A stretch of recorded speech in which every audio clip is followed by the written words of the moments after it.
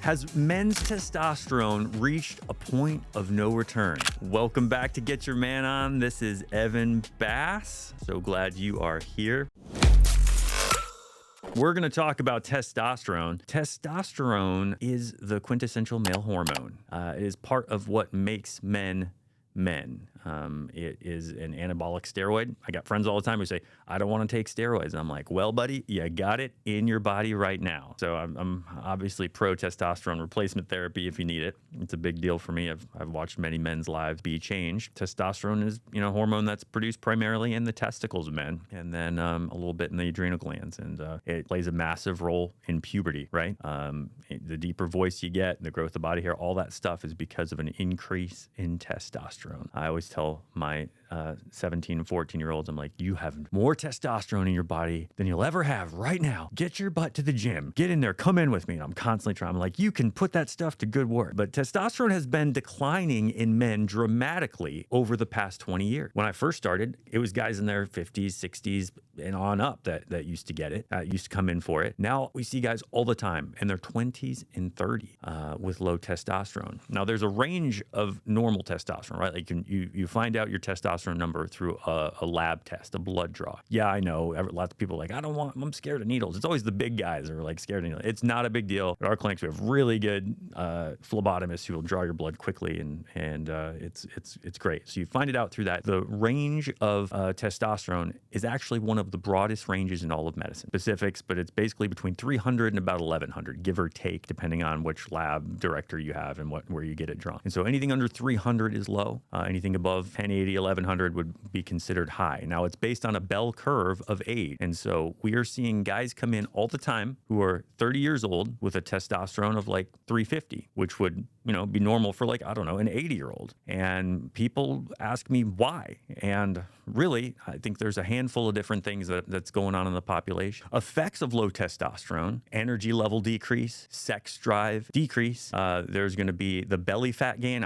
You see the guy walking around, in his 30s or 40s with that, the paunch starts coming out. Look at that guy and say it's probably low testosterone. Mental clarity. I've had it described to me that it's like walking through life underwater. And so it deeply affects people's mental state. I can't tell you how many guys have come through the doors of our clinics and, they just are sort of hunched over, feeling low, maybe have a little bit of that belly fat going on. And then after 3 months, after 6 months of consistent testosterone replacement therapy, they are changed. And it certainly happened for me. A lot of times, you're going to need to do, make some lifestyle changes, but the testosterone can give you that edge to do the lifestyle changes. A bone density as well keeps your bones from becoming brittle. It's pretty powerful stuff. For the right guy, you should absolutely be seen by a medical provider, by someone who specializes in testosterone replacement therapy and understands what it means and can go through some of the side effects. I'm just going to go through the side effects real quick. Just the potential ones. Honestly, don't see this a lot, but just, most of this comes when you overdose from testosterone. But I do want to list out the potentials here. Developing prostate cancer, developing blood clots, strokes, heart attacks, high blood pressure, other cardiovascular problems, causing tissue edema, causing changes in lipids, testicular atrophy, causing infertility, developing breast tissue, similar in appearance to found in a woman. That's, again, if you have too much testosterone in your body, it's going to convert to estrogen, which we're going to talk about in a sec. What I've personally seen, it's usually the guys who are juicing, right? Like the bodybuilders have kind of hijacked, testosterone, and they a therapeutic dose and a bodybuilder dose are like, 5 to 10 times different, right? Bodybuilders, doing it for the specific purpose of looking good. Most guys I see just want to feel better. They want that help, that extra edge in the gym that maybe they've lost. The gym workout, they're just not getting as much from them as they used to. One guy said to me, it's like I'm doing more to get less. And so testosterone oftentimes is that. And people always ask me, why is testosterone decreasing? And I think age obviously is a factor. Our lifestyles have changed. Like the foods we eat can decrease testosterone. And I'm going to say a couple things controversial here. Okay, I know it's our first show, but I'm just going to dive right into it, and no apologies. Porn is actually well studied to decrease testosterone in men. And what's the difference between today and 20 years ago? Free porn. There's porn everywhere. You go on Instagram, there's pretty much porn on Instagram. Now we've got OnlyFans. Now we've got all these different sites you can go to and just watch stuff.